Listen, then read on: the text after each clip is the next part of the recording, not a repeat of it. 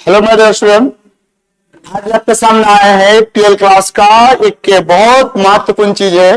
जो बच्चे 12th class pass out हो चुका है लेकिन वो आगे भी पढ़ाई जारी रखना चाहता है और वो पूरी अपनी पढ़ाई को हिंदी मीडियम या मिक्सिंग मीडियम जिसको हम लोग इंग्लिश प्लस हिंदी को पूरी तरह से इंग्लिश मीडियम में कन्वर्ट करना चाहते हैं, उनके लिए सबसे पहली बात है कि जो बच्चे नीट की तैयारी कर रहा है, कोचिंग वगैरह कहीं कर रहा है, वो हिंदी मीडियम पढ़ रहे हैं, तो वो अगर शॉर्ट में इंग्लिश मीडियम में एक नोट्स बनाना चाहते हैं, उनका फिर न्यूमेरिकल तो हम सॉल्व करेंगे ये करके, है ना।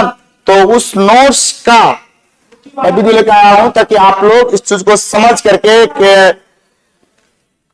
हिंदी मीडियम से इंग्लिश मीडियम की ओर आप लोग कन्वर्ट हो पाए और अपनी पढ़ाई को एक दूसरी लैंग्वेज में इजी बना पाए। ठीक है, तो सबसे पहले समझते हैं कि मुझे ये पहला चैप्टर है जिसका नाम है electric charge and field. Electric charge and field आप लोगों ने पढ़ लिए होंगे, ठीक है, या तो कहीं पढ़ रहे होंगे। तो आप जो है इंग्लिश मीडियम में अगर इसका शॉर्ट नोट्स बनाना चाहते हैं तो उनका यहाँ पे पूरा का पूरा बायोडाटा आपको मिल जाएगा, ठीक है, फॉर्मूला शॉर्ट नोट्स वगैरह, ठीक है। और जो बच्चे 11th इस बार का 11th से 12th में आए हैं उनके लिए भी है, जो बच्चे ऑलरेडी 12th का एग्जाम इस बार दे चुका है, ठीक है, तो उन बच्चे के लिए भी है। वो बच्चे भी अगर चाहे तो यहाँ पे वो इंग्लिश में अपनी परिभाषाओं को नोट करके जैसे IIT या JEE या नीट की तैयारी में उनका अपना योगदान दे सकते हैं, ठीक है, समझते हैं आप। ठीक, तो सबसे पहली चीज है कि चैप्टर का नाम है, अब यहाँ पे हम लोग जो पहला टॉपिक मिलेगा आपको, है ना, आप देख सकते हैं इस टॉपिक का, हालांकि ये यूनिट है चैप्टर नंबर 1 लेकिन यूनिट नंबर भी 1 है और इस यूनिट का नाम है इलेक्ट्रोस्टैटिक्स। क्या नाम है? ठीक है, इलेक्ट्रोस्टैटिक्स। आपने भी इसको पढ़ा है, कोई दिक्कत नहीं है, लेकिन आपने पढ़े होंगे तो किस मीडियम में पढ़े होंगे? हिंदी मीडियम में। लेकिन आप अगर इंग्लिश में चेंज करना चाहते हैं या तो इंग्लिश में इस परिभाषा समझना चाहते हैं तो आप समझ सकते हैं।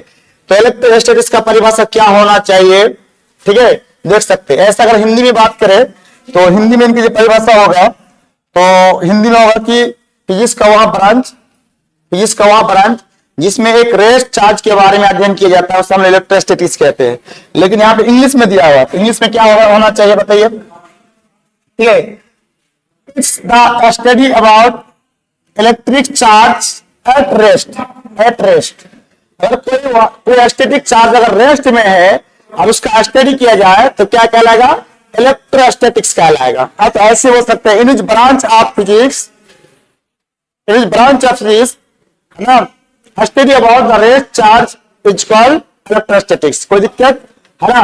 और आगे बात करेगा दूसरा क्वेश्चन की बात करें। दूसरा क्वेश्चन में क्या कह रहा है? Frictional electricity. फ्रिक्शनल इलेक्ट्रिसिटी में बताया था कि जब भी किसी वस्तु को हम लोग क्या करते हैं, एक दूसरे से घर्षण करवाते हैं, है ना, उनके रूबेट करवाते हैं, तो उसके ऊपर जो इलेक्ट्रिसिटी उत्पन्न हो जाएगा उसको हम लोग फ्रिक्शनल इलेक्ट्रिसिटी बोलते हैं, है ना। उसको हम लोग हिंदी में बोलते हैं घर्षण विद्युत धारा, ठीक है। तो इसका क्या होगा परिभाषा? The property of fluid substance due to which they attract light object it's called, है ना, electricity developed by the rubbing or frictional is called frictional or static electricity, है ना। You rubate the substance which show this the property of attraction or side to the electric field or electrically charged substance। कह रहा है कि ये एक ऐसी branch है, इसमें कह रहा है कि एक ऐसी ब्रांच जिसमें आप शॉर्ट भी कर सकते थे, ठीक है, लेकिन यहाँ पे थोड़ा सा लॉन्ग लिखा हुआ, कोई दिक्कत नहीं, आप शॉर्ट भी कर सकते हैं। यहाँ से कह रहा है कि एक ऐसी ब्रांच है जिसमें कोई घर्षण के जब दो वस्तु आपस में घर्षण किया था, फ्रिक्शन किया था, इनके आपका रिवेट किया जाता, तो उसके ऊपर एक अट्रैक्शन या रिपल्शन का प्रॉपर्टी उत्पन्न हो जाता है, उसके कारण एक धारा उत्पन्न होता है, करंट पर होता है, चार्ज उत्पन्न होता है, ठीक है। और उस पूरे चार्ज की जो प्रॉपर्टी आएगा, उस चार्ज का जो ये आएगा गुण आएगा, उस गुण को हम लोग क्या बोल सकते हैं हम लोग, है ना, इलेक्ट्रिसिटी, स्टैटिक इलेक्ट्रिसिटी या फ्रिक्शनल इलेक्ट्रिसिटी, स्टैटिक इलेक्ट्रिसिटी या फ्रिक्शनल इलेक्ट्रिसिटी। तो आप लोग इसको 100 पे बनाना चाहते हैं, यहां से यहां तक लिख सकते हैं, ठीक है। फिर मैं इसको प्रोवाइड करवा रहा हूं, आपका थोड़ा बहुत भी इंग्लिश क्या है ठीक ठाक है, तो you can easily the change into easy language, you have no doubt. बस problem is that what are the say in the sentence we have to understand, आपको समझना पड़ेगा ये क्या कह रहा है। अगर आप इस चीज को समझ सकते हैं तो फिर आपका धीरे धीरे जो इंग्लिश लैंग्वेज का आपका टॉपिक्स है वो आप उसमें आपका पकड़ बनेगा, ठीक है। तो चलो हम आगे भी देखते हैं।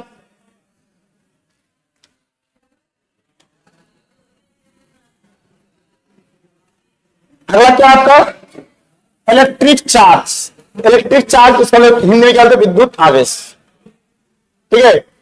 It is intrinsic properties of an elementary particles of matter which gives rise to electric force between various objects. It is a scalar quantity. Its SI unit is coulomb. तो क्या है, इलेक्ट्रिक चार्ज के बारे में बताया था। यहाँ पे लिखा हुआ इंट्रिंसिक प्रॉपर्टीज। इंट्रिंसिक प्रॉपर्टीज आप जो है इसको शॉर्ट में कर सकते हैं, है ना। इंटरनल प्रॉपर्टीज, इंटरनल प्रॉपर्टीज बोल सकते हो, कोई दिक्कत नहीं, ठीक है। तो ये इसको और भी शॉर्ट करना चाहते हैं अगर अपनी भाषा में, तो चार्ज क्या है, internal properties of any fundamental particles that is called electric charge बोल सकते हैं, ठीक है। अब इलेक्ट्रिक चार्ज की बात करें तो इलेक्ट्रिक चार्ज एक स्केलर क्वांटिटीज है ना, और इसकी ऐसा यूनिट क्या होता है, कूलम होता है। ऐसा यूनिट क्या होता है आपका, कूलम होता है। तो ऐसे आपको शॉर्ट नोट अगर बनाना चाहते हैं फुल्ली इंग्लिश मीडियम में, तो इस चीज को देख के आप अपने या तो उतार लीजिए या तो आप अपने तरीके से इसको और शॉर्ट में कन्वर्ट कर लीजिए, क्योंकि आपको आगे की जो पढ़ाई करनी है ना इंटर के बाद वो इंग्लिश मीडियम ही आएंगे, इसलिए मैं आपको ये चीज बता रहा हूं, ठीक है। तो चार्ज कितने प्रकार के होते हैं, दो प्रकार, पॉजिटिव एंड नेगेटिव चार्ज होता है ना। तो ये Benjamin Franklin is a scientist who is the discover and positive and negative charge. But first of all उसने ये किया था कि वो नेगेटिव पॉजिटिव चार्ज के बारे में बताया था कि नेगेटिव चार्ज का प्रॉपर्टीज क्या होगा, पॉजिटिव चार्ज का प्रॉपर्टीज क्या होगा। तो किसने बताया था, बेंजामिन फ्रैंकलिन, ठीक है। तो इसने क्या किया था, इंट्रोड्यूस द प्रेजेंट डे, है ना, कन्वेंशन दैट, ठीक है। इसने क्या किया था, नेगेटिव पॉजिटिव चार्ज के बारे में उसने जो प्रॉपर्टी दिया था तो उसके बारे में अच्छी बताया था। The charge develop on a glass rod when provided with silk is called the positive charge.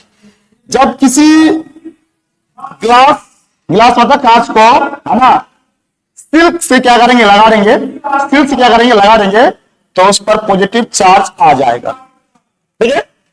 और उसने क्या कहा था, the charge develop on a plastic या इवन रॉड विद अ पर इज नेगेटिव चार्ज। अगर किसी चीज को प्लास्टिक से क्या करें हम लोग, लगा देंगे प्लास्टिक से, है ना, इवोनेट से, रॉड से लगाएंगे तो उस पर जो चार्ज आएगा वो नेगेटिव चार्ज आएगा। तो ये सबसे पहले किसने बताया था, वो is the Benjamin Franklin first of all discuss about the negative and positive charge, ठीक है। तो ये आपको पूछ सकता है एग्जाम में। आप शॉर्ट नोट बनाना चाहते हैं तो इसको आराम से क्या कीजिए, बढ़ाइए, आराम से बन जाएगा, समझ में आ जाएंगे, ठीक है।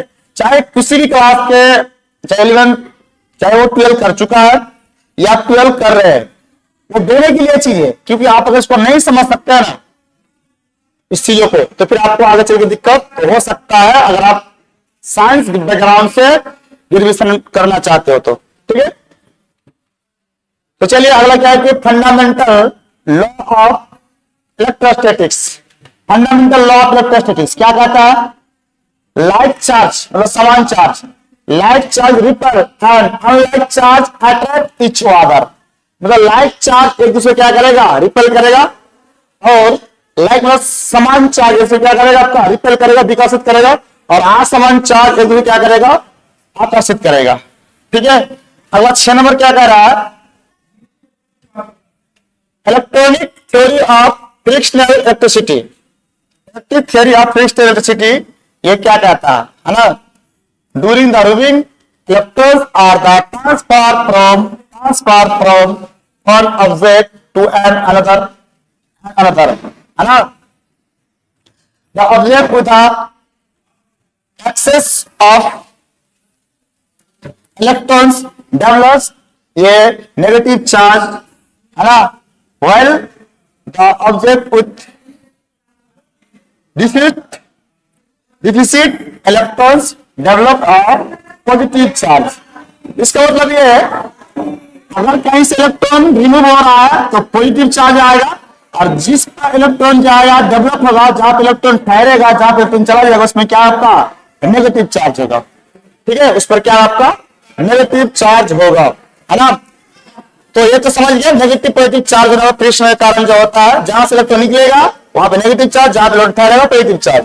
तो आप इस तरह का शॉर्ट नोट अगर बनाना है तो आप जोड़ते रहिए, और शॉर्ट नोट में देखिए किस तरह से आसान आसान परिभाषा आपको मिलेगा। ठीक है, इलेक्ट्रोस्टैटिक है ना inductions, it is the phenomena of temporary electrification of a conductor in which the positive charge appear its the closer and similar charge appear to act is the further in the presence of the nearby charge। ठीक है, तो ये चीज है। अब एक चीज आता है आपका अगला, यहाँ पे ये उतना वीडियो टॉपिक नहीं है कि आप ये वाला, ठीक है, आप फ्री उतारना चाहते तो उतार सकते हो, लेकिन सबसे पहली बात तो ये है कि आप यहां देख सकते हैं, यहां देखते हैं इलेक्ट्रोस्कोप। इलेक्ट्रोस्कोप क्या होता है, इलेक्ट्रोस्कोप एक डिवाइस होता है, ये device used to electing and electric charge and identifying its polarities is called electroscope. Electroscope क्या होता है, आपको होता है कि इलेक्ट्रोस्कोप एक ऐसी डिवाइस होता है जो उसमें जो कोई नेगेटिव या पॉजिटिव चार्ज बॉडी होती है ना, तो उससे पता चल जाता है। यहाँ पे इस तरह का दो वायर होगा, है ना, और यहाँ तक की बात करें तो इस तरह का ऐसा कुछ डायग्राम होगा, यहाँ पे बोतल की तरह होता है, और जैसे कोई आदर्शित वस्तु को इस तरह से लेकर आते हैं, ठीक है, तो या तो ये दोनों जो कॉपर का लीफ होता है, पत्ते होते हैं, या तो दोनों में एक दूसरे आकर्षित करेगा, क्या करेगा, उसको विकसित करेगा। तो खैर ये आपका जो है ना, जब लॉन्ग नोट्स में पढ़ेंगे तो आप मिल जाएगा। ये बिल्कुल क्या आपका शॉर्ट नोट्स है, किसमें, इंग्लिश मीडियम में। जो भी बच्चे कोई कंपटीशन का प्रयास करना चाहता है, कोई कंपटीशन को देना चाहता है, या तो अपनी पढ़ाई को इंग्लिश, हिंदी से इंग्लिश को कन्वर्ट करना चाहता है ग्रेजुएशन करने के लिए, तो उनके लिए है ये चीज को समझना। ठीक है, बाकी तो ये आसान भाषा में है, क्वालिटी आप आसान और करना चाहते हैं तो आप अपना भाषा को इसमें इंग्लिश में ऐड कर सकते हैं। तो इलेक्ट्रिक क्या है, इलेक्ट्रिक डिवाइस कुछ था ना, उसमें क्या डिसाइड किया था कि भाई ये क्या है, इसमें नेगेटिव या पॉजिटिव चार्ज है, तो इलेक्ट्रिक डिवाइस उस measuring the negative and positive charge, measuring the negative and positive charge. ठीक है, ऐसा होता। तो चलिए आगे हम लोग फिर बात करते क्या रखे।